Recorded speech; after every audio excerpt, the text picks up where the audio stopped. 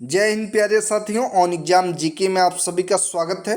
दोस्तों आज की इस वीडियो में यूपी ट्रिपल पेट एग्जाम का एक और इम्पॉर्टेंट प्रैक्टिस सेट करने वाले हैं, तो आप लोग वीडियो को लास्ट तक देखिएगा और वीडियो को ज़्यादा से ज़्यादा शेयर कीजिए और चैनल को सब्सक्राइब कर लीजिए, जिससे कि आने वाली सभी इम्पॉर्टेंट वीडियो आप सभी को मिलती रहें।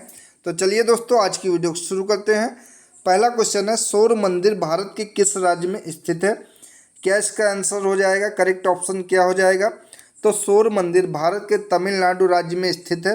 इसका निर्माण किसके द्वारा हुआ था? तो सौर मंदिर का निर्माण पल्लव शासक नरसिंह वर्मन के द्वारा करवाया गया था।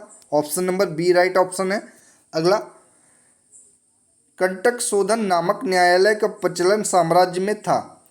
तो कंटक शोधन नामक न्यायालय का प्रचलन किस साम्राज्य में था? तो ये मौर्य साम्राज्य में था। ऑप्शन नंबर डी इसका राइट ऑप्शन है। अगला, निम्नलिखित में से कौन सा वेद सबसे पुराना है? यजुर्वेद, सामवेद, ऋग्वेद, अथर्ववेद। तो बताइए आप लोग सबसे पुराना वेद कौन सा है? तो सबसे पुराना वेद ऑप्शन नंबर सी है, ऋग्वेद सबसे पुराना है। और सबसे नया वेद कौन सा है? तो सबसे नया वेद अथर्ववेद है। गद्य और पद्य दोनों में कौन सा वेद है? तो यजुर्वेद, जो कि गद्य व पद्य दोनों में है। Option number C right option होगा इस क्वेश्चन का। अगला क्वेश्चन, हड़प्पा सभ्यता की प्रसिद्ध नर्तकी की मूर्ति पदार्थ का उपयोग करके बनाई गई थी? किस पदार्थ का उपयोग करके बनाई गई थी नर्तकी की मूर्ति? तो एक कांसा का उपयोग किया गया था। और हड़प्पा सभ्यता को कांस्य युगीन सभ्यता के नाम से भी जाना जाता है, जिसकी खोज 1921 में दयाराम साहनी के द्वारा की गई थी। Option number B right option होगा। अगला क्वेश्चन, वास्को डिगामा किस वर्ष कालीकट कोझिकोड में आया था? तो वास्को डिगामा 1498 ईस्वी में आया था, जिसका वहाँ के राजा जमोरिन ने भव्य स्वागत किया था बंदरगाह पे। Option number D correct option है। अगला क्वेश्चन, 1857 के विद्रोह को भारत के प्रथम स्वतंत्रता संग्राम की संज्ञा किसके द्वारा प्रदान की गई? तो 1857 के विद्रोह को भारत के प्रथम स्वतंत्रता संग्राम की संज्ञा जो कि वी.डी. सावरकर के द्वारा दी गई थी। इस इनकी पुस्तक the Indian war of independence 1857, इसमें वर्णित है 1857 का विद्रोह। Option number D right option है। अगला क्वेश्चन, निम्न में से किसने लंदन में विलियम हट कर्जन वायली की हत्या की थी? तो विलियम हट कर्जन वायली की हत्या इनमें से लंदन में किसके द्वारा की गई थी? तो मदन लाल ढींगरा के द्वारा की गई थी। Option number A right option है। ठीक है। अगला क्वेश्चन, जलियांवाला बाग नरसंहार के बाद किसने अपनी नाइटहुड की उपाधि लौटा दी थी? बताइए आप लोग राइट ऑप्शन क्या हो जाएगा? इंपॉर्टेंट क्वेश्चन है। तो जलियांवाला बाग नरसंहार के बाद रविन्द्रनाथ टैगोर ने अपनी नाइटहुड की उपाधि वापस लौटा दी थी, जो कि अंग्रेजों के द्वारा उनको दी गई थी। Option number B right option है, रविन्द्रनाथ टैगोर। अगला क्वेश्चन, गांधी इरविन समझौता किस वर्ष हुआ था? तो गांधी इरविन समझौता 5 मार्च 1931 को हुआ था।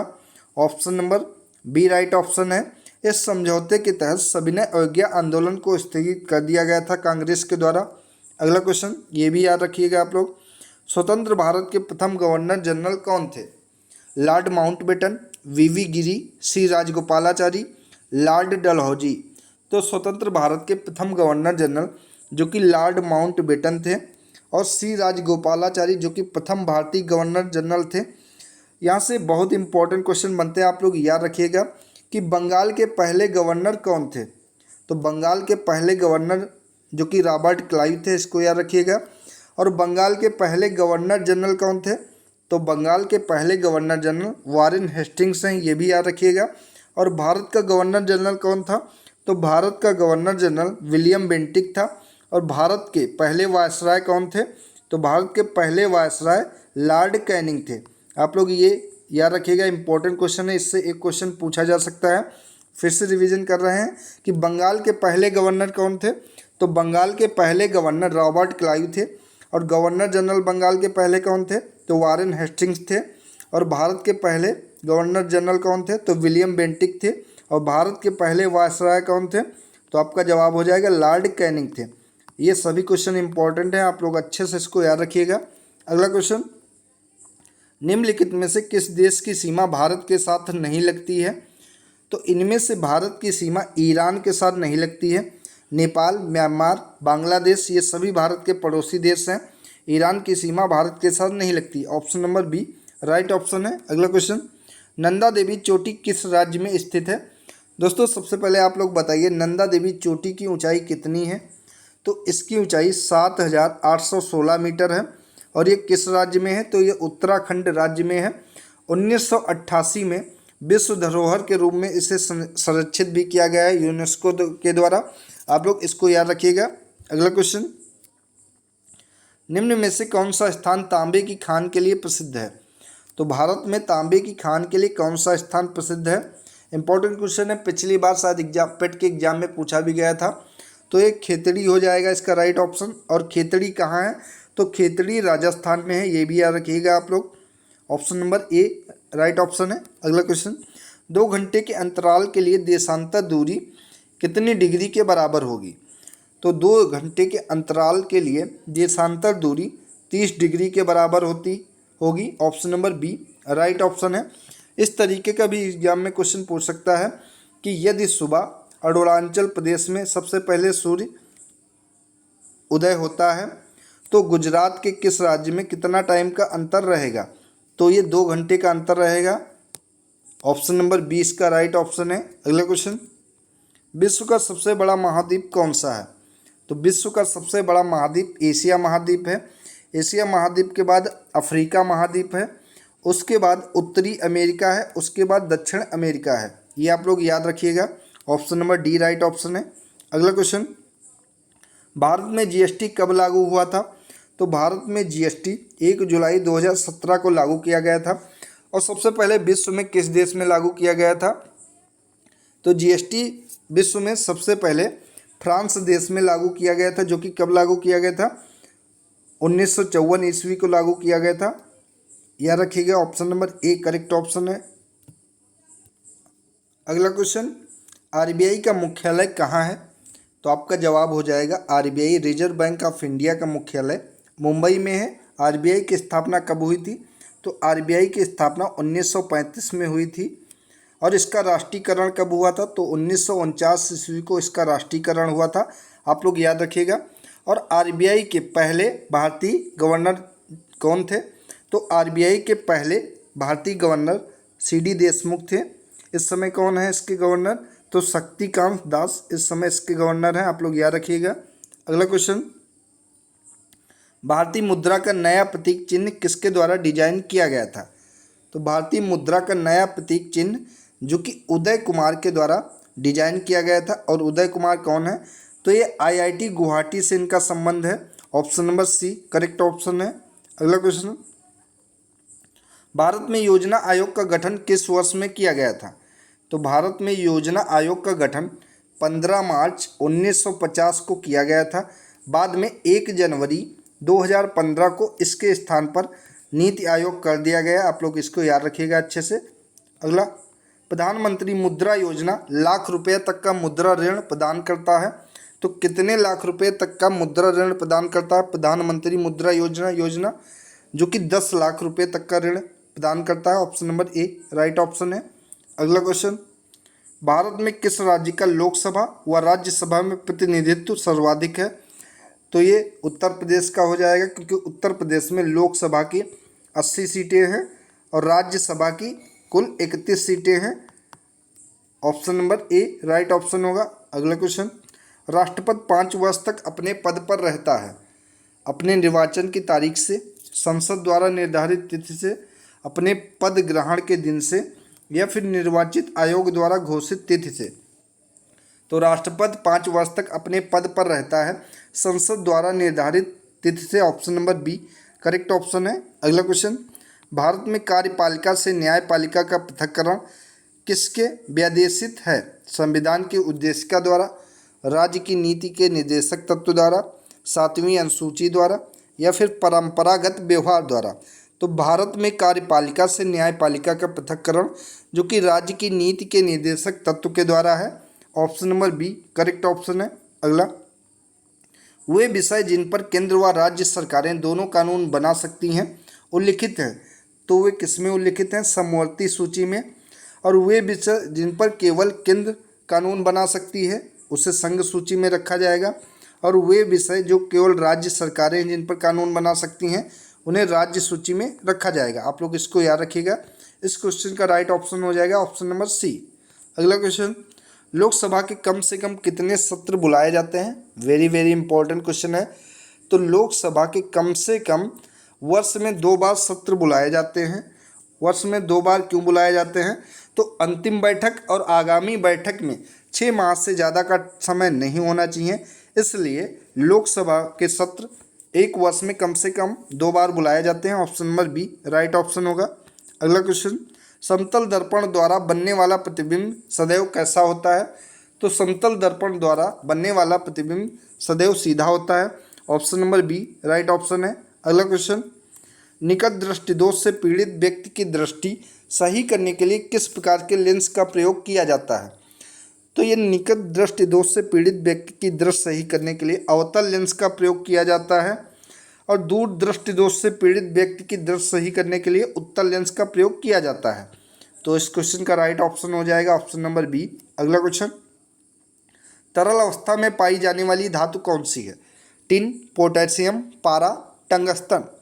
तो तरल अवस्था में पाई जाने वाली धातु है पारा। Option number C right option है। अगला, की कमी से रिकेट्स का रोग हो जाता है? किस विटामिन की कमी से रिकेट्स रोग होता है? तो आप लोग याद रखेंगे, विटामिन डी की कमी से रिकेट्स रोग हो जाता है। विटामिन डी का रासायनिक नाम क्या है बताएं आप लोग कमेंट में। तो विटामिन डी का रासायनिक नाम है calciferol. Option number A right option है। अगला क्वेश्चन, चिकित्सा विज्ञान की वह शाखा जो गुर्दों से संबंधित है, या चिकित्सा विज्ञान की किस शाखा में गुर्दे का अध्ययन किया जाता है? तो आपका जवाब हो जाएगा नेफ्रोलॉजी के अंतर्गत गुर्दों का अध्ययन किया जाता है। Option number D right option है। अगला क्वेश्चन, प्रत्यक्ष शब्द का विलोम क्या है? तो प्रत्यक्ष शब्द का विलोम है परोक्ष। Option number B right option है। अगला, अनेक शब्दों के लिए एक शब्द के निम्नलिखित विकल्पों में से कौन सा गलत है? तो कौन सा गलत है इनमें? जंगल की आग, दावानल, आगे की सोचने वाला, अग्रगामी, समुद्र की आग, बड़वानल, पेट की आग, जठराग्नि। तो इसमें गलत कौन सा है बताइए आप लोग। तो आगे की सोचने वाला अग्रगामी, ये गलत है। Option number B right option है। अगला क्वेश्चन, कमल शब्द का पर्यायवाची कौन सा है? कंदर्प, अनंग, धनेश, इंदिवर। तो कमल शब्द का पर्यायवाची है Indeevar. Option number D right option है। अगला, वैदेही वनवास किसकी रचना है?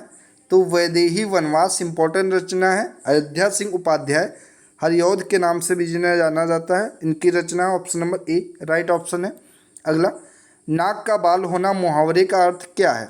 अधिक समीप होना, कष्ट देना, अधिक प्रिय होना, या फिर पालतू होना। तो नाक का बाल होना मुहावरे का अर्थ है अधिक समीप होना। Option number A right option है। अगला क्वेश्चन, जून 2022 में 8वें अंतर्राष्ट्रीय योग दिवस के अवसर पर प्रधानमंत्री नरेंद्र मोदी ने कहां पर सामूहिक योगाभ्यास का नेतृत्व किया? तो ये मैसूर में किया गया है। Option number C correct option है। अगला, जापान और रूस के मध्य किस द्वीप को लेकर एक विवाद है? तो जापान और रूस के मध्य कुरील द्वीप को लेकर एक विवाद है। Option number A correct option है। मई 2022 में नाटो साइबर डिफेंस ग्रुप में शामिल होने वाला एशिया का पहला देश कौन सा बना है? तो मई 2022 में नाटो साइबर डिफेंस ग्रुप में शामिल होने वाला एशिया का पहला देश जो कि दक्षिण कोरिया बना है। Option number D correct option है। अगला क्वेश्चन, भारतीय नौसेना के लिए प्रोजेक्ट 75 के तहत निर्मित 6 पनडुब्बियों की श्रृंखला की अंतिम पनडुब्बी का क्या नाम है? तो अंतिम पनडुब्बी का क्या नाम है? तो INS वागसीर नाम है इसका। Option number D right option है। अगला क्वेश्चन, मई 2022 में पोप फ्रांसिस ने वेटिकन सिटी के सेंट पीटर्स बेसिलिका में आयोजित समारोह में किस भारतीय को मरणोपरांत संत घोषित किया है? तो ये संत घोषित किया है देव सहायम पिल्लई को। Option number B correct option है। अगला, मई 2022 में किसने भारत के 25वें मुख्य चुनाव आयुक्त के रूप में पदभार संभाला है? इंपॉर्टेंट क्वेश्चन है। तो मई 2022 में भारत के 25वें मुख्य चुनाव आयुक्त कौन बने? तो ये राजीव कुमार बने हैं। Option number C right option है। अगला क्वेश्चन, मार्च 2022 में भारतीय नौसेना के किस जहाज को प्रेसिडेंट्स कलर से सम्मानित किया गया है? तो भारतीय नौसेना के किस जहाज को प्रेसिडेंट्स कलर से सम्मानित किया गया है? तो ये INS वर्सुरा को सम्मानित किया गया। Option number A correct option है। जुलाई 2022 में कौन राज्य प्राइमरी एजुकेशन में नई राष्ट्रीय शिक्षा नीति NEP 2020 को लागू करने वाला देश का पहला राज्य बन गया है? वेरी वेरी इंपॉर्टेंट क्वेश्चन है, ये पूछा जा सकता है। तो पहला राज्य कौन सा बना है जिसने नई राष्ट्रीय शिक्षा नीति को लागू किया गया? तो ये उत्तराखंड राज्य बना है। Option number B right option है। मई 2022 में किस राज्य में देश के पहले अमृत सरोवर का उद्घाटन किया गया है? तो देश के पहले अमृत सरोवर का उद्घाटन उत्तर प्रदेश राज्य में किया गया है। Option number A correct option है। अगला, हाल ही में किसे केंद्रीय माध्यमिक शिक्षा बोर्ड CBSE का नया अध्यक्ष बनाया गया है? तो CBSE का नया अध्यक्ष किसे बनाया गया है? तो ये निधि छिब्बर को बनाया गया। Option number C right option है। किस भारतीय राज्य में गमोचा एक सांस्कृतिक प्रतीक है? तो किस भारतीय राज्य में गमोचा एक सांस्कृतिक प्रतीक है, बताइए आप लोग। तो ये असम राज्य में है। Option number C right option है। अगला, कौन सा राज्य हरियाणा के साथ अपनी सीमा साझा नहीं करता है? आपके ऑप्शन है उत्तर प्रदेश, मध्य प्रदेश, हिमाचल प्रदेश या फिर राजस्थान। तो इनमें से मध्य प्रदेश जो कि हरियाणा के साथ अपनी सीमा को साझा नहीं करता है। Option number B right option है। अगला, यूनेस्को का मुख्यालय कहाँ स्थित है? तो यूनेस्को का मुख्यालय पेरिस में स्थित है। Option number C right option है। निम्नलिखित में से किस विषय पर नोबेल पुरस्कार नहीं दिया जाता है? गणित, चिकित्सा, रसायन, अर्थशास्त्र। तो गणित में नोबेल पुरस्कार नहीं दिया जाता है। ऑप्शन नंबर ए इसका सही है। भूटान के राष्ट्रीय पक्षी का नाम बताइए, क्या है? मांगपई, तोता, मोर, काला कौआ। तो भूटान का राष्ट्रीय पक्षी जो कि काला कौआ है। Option number D right option है। सोमनाथ मंदिर किस राज्य के तट पर स्थित है? सोमनाथ मंदिर जो कि गुजरात राज्य के तट पर स्थित है। Option number D right option है। अगला, प्रतिवर्ष अंतर्राष्ट्रीय परिवार दिवस कब मनाया जाता है? तो प्रतिवर्ष अंतर्राष्ट्रीय परिवार दिवस 15 मई को मनाया जाता है। Option number D right option है। पुस्तक sunrise over Ayodhya nationhood in our times नामक पुस्तक किसके द्वारा लिखी गई है? तो ये सलमान खुर्शीद के द्वारा लिखी गई। Option number B right option है। आप लोग याद रखेंगे इसको। हीरो इंडियन सुपर लीग 2021-22 के 8वें संस्करण का खिताब किसके द्वारा जीता गया है? तो ये हैदराबाद FC के द्वारा जीता गया है। Option number A right option है। अगला, 31वां सरस्वती सम्मान किसे प्रदान किया गया है?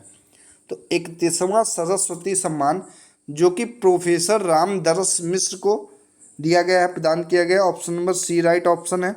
तो दोस्तों ये थी आज की इम्पॉर्टेंट वीडियो अगर आप सभी को अच्छी लगी हो तो वीडियो को लाइक कीजिए और चैनल को सब्सक्राइब कर लीजिए। धन्यवाद दोस्तों।